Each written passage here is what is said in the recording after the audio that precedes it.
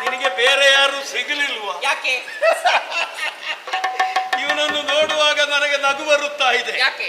ಹಲಸಿನ ಹಣ್ಣಿನ ಮೇಲೆ ಅಳಿಲು ಕುಳಿತ ಹಾಗೆ ಕಂಡಿತು. ಸೇರಿನ ಒಳಗೆ ಕುಡುತ್ತೆ ಅಲುಗಾಡಿದ ಹಾಗಾದೀತು. ಎಂತ ಜೊತೆ ಸ್ವಲ್ಪ ಆಯ್ಕೆ ಮಾಡುವಾಗ ಪ್ರಜ್ಞೆ ಬೇಡುವ. ನಿನ್ನಂತಹ ಪಾಪಿಗಳಿಗೆ ಒಳ್ಳೆದ್ದೆಲ್ಲ ನೆನಪೇ ಆಗುವುದಿಲ್ಲ. ನಿನಗೆ ಆ ಕಕ್ಕಿನ ಮೇಲೆ ಇಟ್ಟ ತೆಂಗಿನಕಾಯಿ ಹಾಗೆ ಕಾಣಲಿಲ್ಲ. ಸ್ವಸ್ತಿಕ ದರ್ಶನ ಆಗಬೇಕಾಗಿತ್ತು. ನಮ್ಮವರಲ್ಲಿ ನೀವು ಕಾಣುವುದೇ ಇಂತಹದ್ದನ್ನು. ಆದರೆ ಈ ಸ್ವಸ್ತಿಗೆಯಲ್ಲಿ ಆ ತೆಂಗಿನಕಾಯಿಯ ಒಳಗೆ ಅಕ್ಕಿ ಹುದುಗಿ ಹೋದಿತು. ನಿನ್ನ ಊಹನೆ ಅದು. ಆದ್ರೆ ನೀ ಭಾವಿಸಿದ ಹಾಗಲ್ಲ. ನಿನ್ನದ್ದೇ ಉಪಮೆಯನ್ನಾಧರಿಸಿ ನೋಡು. ಹಲಸಿನ ಹಣ್ಣು ಎಷ್ಟೇ ದೊಡ್ಡದಾದರೂ ಕೂಡ ಅಳಿಲು ಅದನ್ನು ತಿಂದೇ ತಿನ್ನುತ್ತದೆ.